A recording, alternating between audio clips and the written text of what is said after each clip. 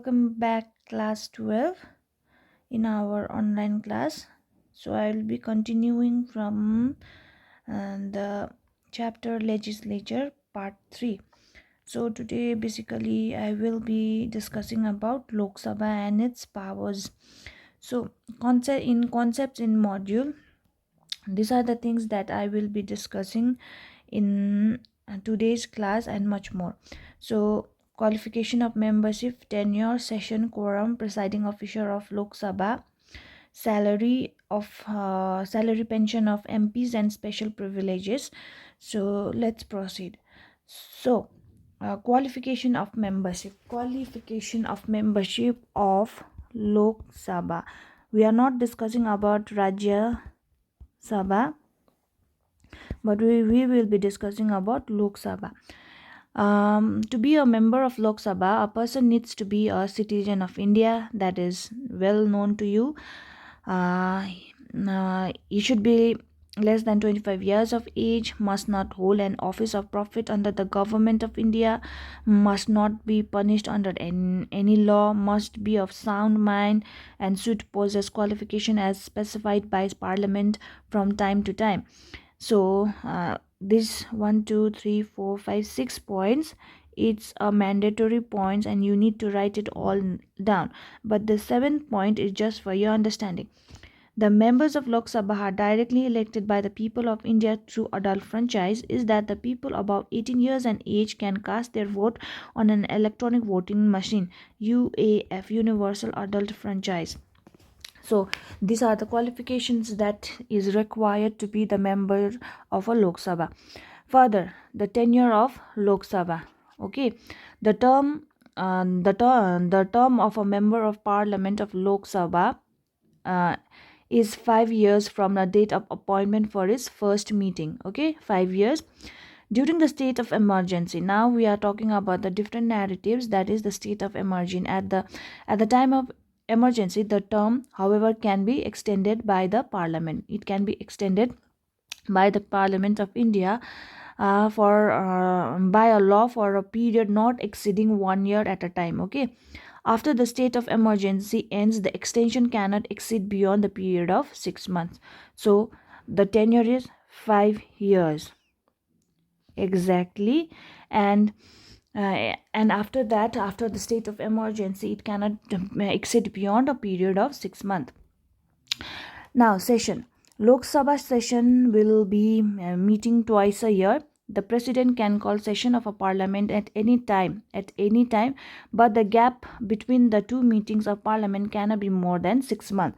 So 6 months and 6 months, the session should be met. The session of Lok Sabha should be met twice a year.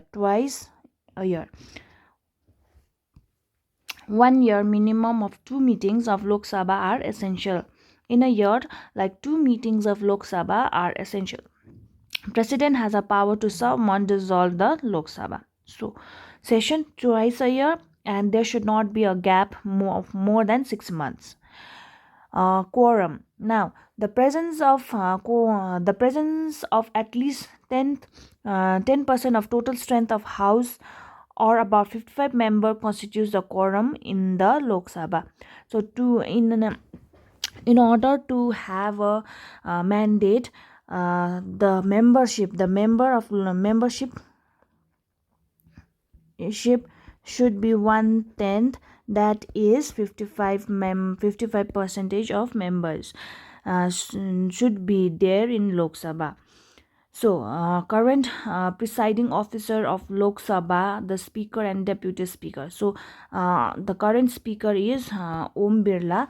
In the Lok Sabha, the lower house of an Indian parliament, both presiding officer is the speaker and the deputy speaker, and are elected from among the member by the simple majority of member present in the present and voting in the house. So who is the presiding officer? The speaker is the presiding officer of Lok Sabha. Salary and pension of MPs. Now each MP gets rupees 50,000 per month. On top of that, that MP gets constituency allowances of 40,000, stationary allowance for 40,000 and 2,000 per day when session of a parliament, when there is a session of parliament. So the salary is quite high. Now, what are the special privileges that a Lok Sabha member enjoys? That he or she enjoys unrestricted freedom. No one can take actions. No one can take action them from anything said by them in an house.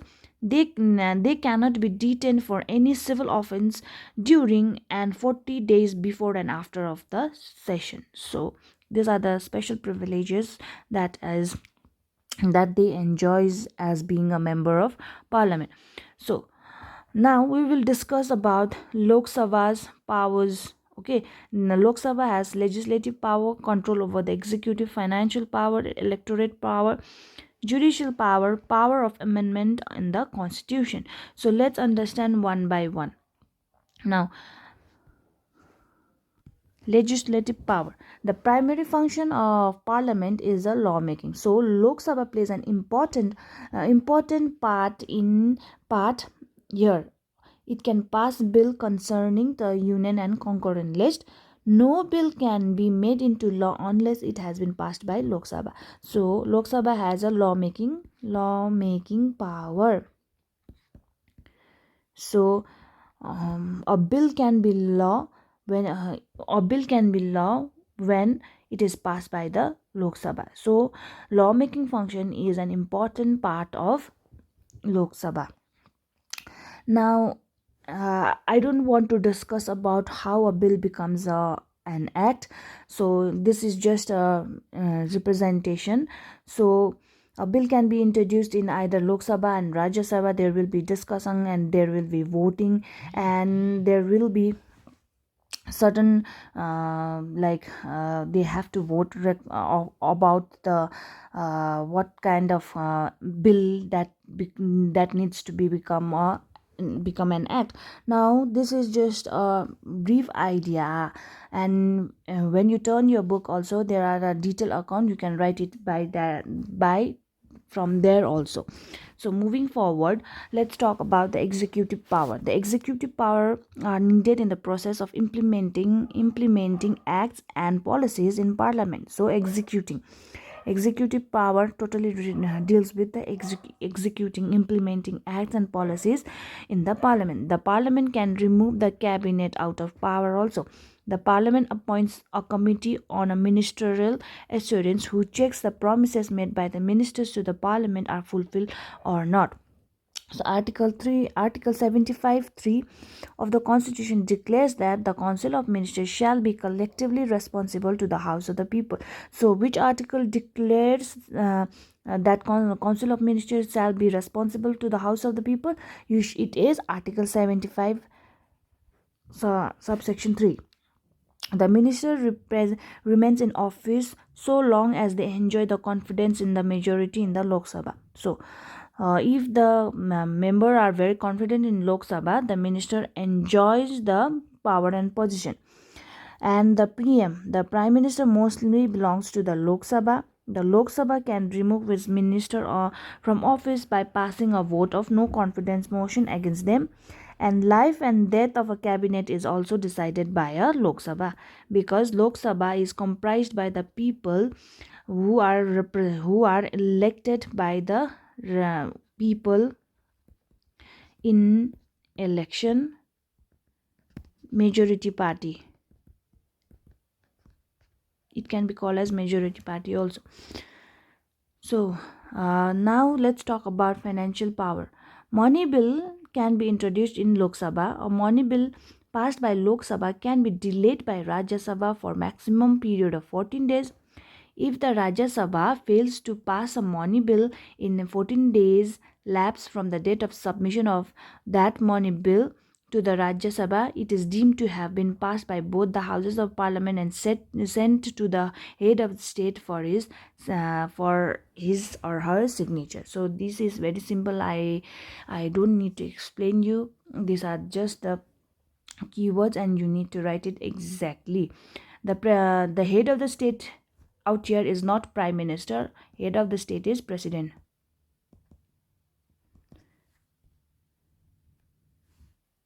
Now, uh, judicial power. What are the judicial power of Lok Sabha? The impeachment proceedings can be taken up against the president in either of two houses of the parliament. The president can be removed from the office only by a resolution adopted by both the houses with two-thirds of majority of their members, and it along with the member of Rajya Sabha can pass a resolution for removal of any judges of the Supreme Court or a High Court. So Lok Sabha has like judicial power also. President can also be impeached. Chief Justice of India can also be removed by using the power of two-third majority of both the houses. Okay, so these are the judicial powers of Lok Sabha. Now moving forward, electoral function. What are electoral function of Lok Sabha? All parliament members participate in election of president and vice president. Okay, so parliament members like the members of Lok Sabha and Rajya Sabha needs to participate while electing the president as well as vice president. The member of Lok Sabha elects the speaker and deputy speaker from among its members. The Rajya Sabha elects its deputy chairman.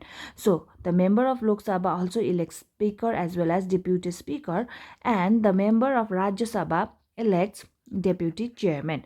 So these are the electoral function, means they indirectly vote for their president, vice president, as well as speaker and deputy speaker from Lok Sabha, and deputy chairman from Rajya Sabha.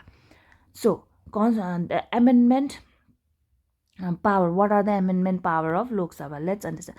Constitution amendment bill can be introduced in either house of the parliament. It should be passed in accordance with the Article 368 of the Constitution. So Article 368 of the Constitution I have already discussed in my offline classes.